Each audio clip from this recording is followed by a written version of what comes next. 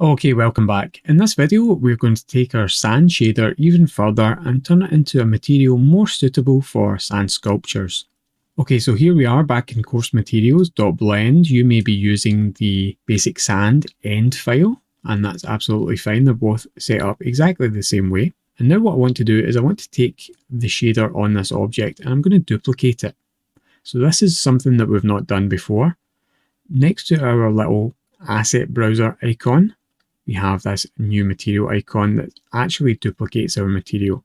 So I'm going to click on that and we get a material called sand.001. I'm just going to take off the end of that and just call it sand sculpture. So now we have our material here. It's not marked as an asset at the moment. Our sand material is still in our scene marked as an asset. You can also see that we have an F next to it. So what this does is it assigns a fake user to all your materials that are marked as assets, even if they're not used in the scene, so that when you close your blend file and you open it again, any material that's not assigned doesn't get automatically deleted in any kind of cleanup phase that happens. So we have our object here, and this is the kind of shader that we want to create. So at the moment we have our base roughness, our base color, and our base bump. All we want to do now is just add a few more levels of detail to this to get an effect that's more like this kind of surface detail. So what I see when I look at this reference image is I see areas that are popping out from our surface. I see areas that are going into our surface. I see a kind of general swirl on our surface. And I also see areas where we have kind of raised up sharp areas where the sculpture has been sculpted. So that's 3 or 4 more levels of bump map that we have to work into this material. So the way we're going to do this is, first of all, I think we'll take this texture coordinate and we're going to get it out of this frame. So if we use Alt-P, we can remove that from the frame, and I'll just square this up with the rest of the material. Now, just to clean this up a little bit, I'll use that Shift Control trick to add a little redirect in here and just move this into this frame so I know all these nodes are coming out of this same object. And what we're going to do is we're going to daisy chain some more bump maps onto this. So I think we used daisy chaining back when we did the brick texture, but we're going to do quite a lot of it in this one. Now this is going to be renamed our basic bump. And now what I want to do is essentially bring in a load of different nodes to create a different texture on top here. So let's just make it a little bit more space here. We'll get rid of this panel at the side, and we can also get rid of this panel just so we have a lot of space to work. I'll try and keep zoomed in quite a bit so you can see different values and things. Although I do emphasize that the values don't matter as much as what you see in your viewport. And remember, the scale of your object may be slightly different from mine. So scales that work here might not work on your object. That's always something you have to take into account. So let's duplicate this bump node. By default, it's going to appear in our frame, but we can use Alt-P to take it out of our frame. And let's first of all just get this kind of swirly texture on our surface. So let's grab a texture node. Let's grab a noise texture. We'll plug it into our vector from the object. Let's have a look at that. And let's get the swirls by adding some distortion to this. We can increase or decrease our roughness and our detail. I think we want a little bit less roughness. And I think the scale is actually going to be okay there. So let's plug that factor straight into our height and have a look at our result. Now obviously this is way too strong. Let's tweak our scale. So something like that might be okay. And let's take our strength way down. And we'll take that to, let's say, about 0.15 in this case, although it may be different on your object. And you can see we're just getting a general noise map over our surface, just these general kind of swirly areas that I'm getting here. That's what I'm trying to replicate. And I think I'm pretty happy with that. Next, what we want to do is we want to add these little raised out areas. Again, we can use a noise texture for that. So let's just use Control Shift and D and duplicate that noise texture. Now in this case, we want to use a color ramp node. We'll just plug the factor in and we'll have a look at that. Now we need to reset this node. Let's take our scale up a bit. Let's take our roughness up a bit. And let's tweak our detail a little bit. We might have to tweak these settings. Let's look through our color ramp.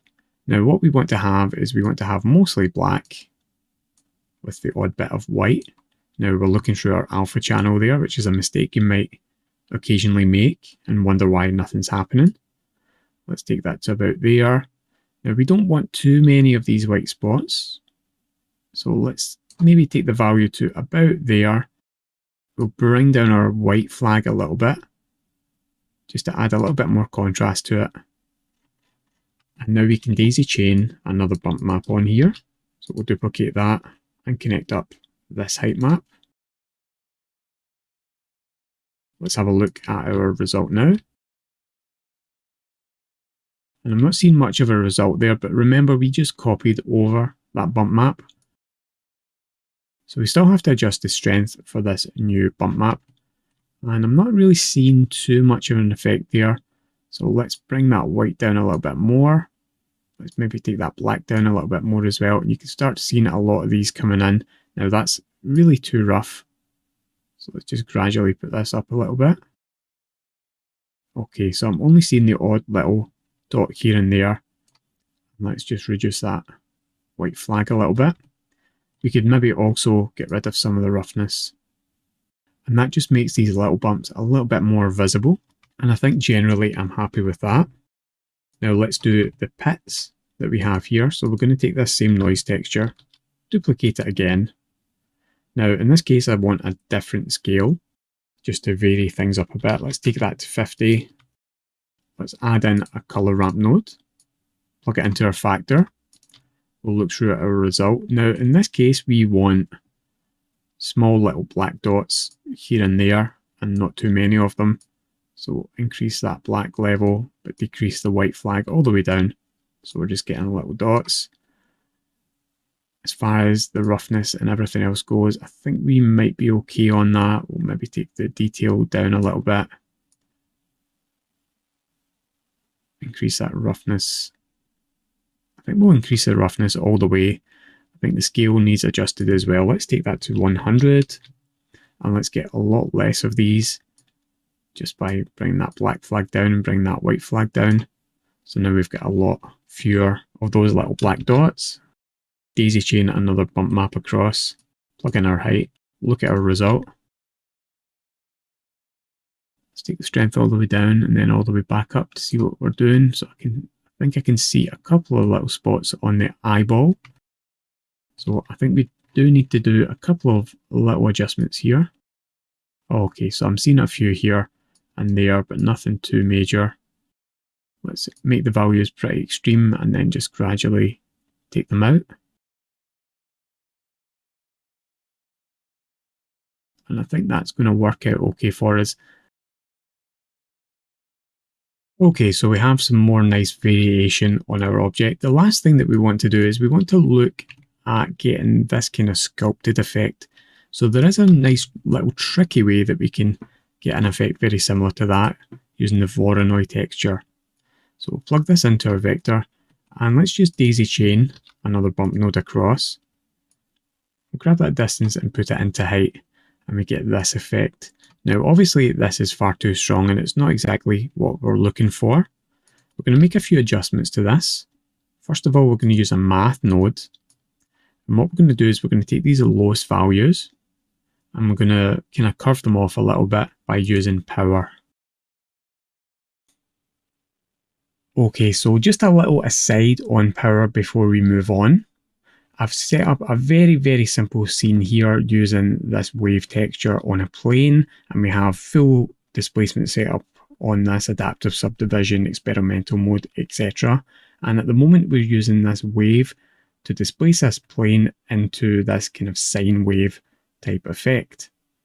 Now, at the moment we have quite a smooth curve at the top and at the bottom of this wave, but let's say we wanted sharper points at the top and a flatter point at the bottom. Well, using power is really one of the best options for that. So I'll add in this math node and set it to power. Now at its default value of exponent 0.5, you can see we actually have the opposite of what we want. We have a sharp point at the bottom and we have a smooth point at the top. But if we take this exponent up, you can see we can flatten out these lower values and sharpen up these higher values.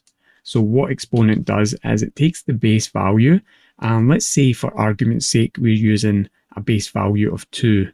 If we have an exponent of 2, it's going to take 2 and it's going to multiply itself. So that's just like using 2 squared. If, for example, we use exponent 3, this would be like taking our base value and cubing it. And because we use values most of the time between the values of 0 and 1, the effect that we get when we use power is we flatten out these lower values and we sharpen up these higher values. So I hope that makes power a little bit clearer. Take that to a value of about 3 or so. We can flatten off those really deep areas. And now what we want to do is we want to apply this to our bump, but we only really want to apply it around the edges and on certain areas. The flat areas, we don't want as much of an effect, because you can see in these nice kind of large smooth areas, we don't get as much of that sculpted detail as we do in these more sculpted areas. Luckily, we have a node that we can use to create a mask. We can use a geometry, pointiness. We're going to use a color ramp node, and we'll just plug in pointiness to that node. And now we need to mix our Voronoi texture with just a basic color. So we're going to use a mix color node. We're going to plug this color ramp into our factor. We're going to plug this power into, I think, channel B. And then if we plug this into our height, look at our result. Okay, so this isn't quite the effect we want. It's far too strong and it's all over our object. So let's see if we can tweak this color ramp to give us a kind of mask that's more like what we want. So let's just tweak these values and see if we can get a base mask. So you can see we've got a lot of dark areas there on the flatter parts, and that's kind of what we want. Let's look at our mix. So at the moment our mix isn't really working the way we want it to. So we do need to use a different setting. Let's just use black for this. So we're adding a value on, so let's add. And now let's just tweak our factor here so that we can add more of that onto the edges. So this is kind of like what we're looking for, I think. Now let's look on the final model and see. So we're seeing more of that sculpting detail on these edges and less on the flat surfaces. With our strength all the way up, I think what we could do is we could take this to a value of about 0.5 and just tweak this a little bit, just so we're getting more of that effect. And I think that's just about what we're going for. One last thing that we might change is in the Voronoi, we might just want to adjust the scale a little bit and just increase that a little bit. Let's try about 7.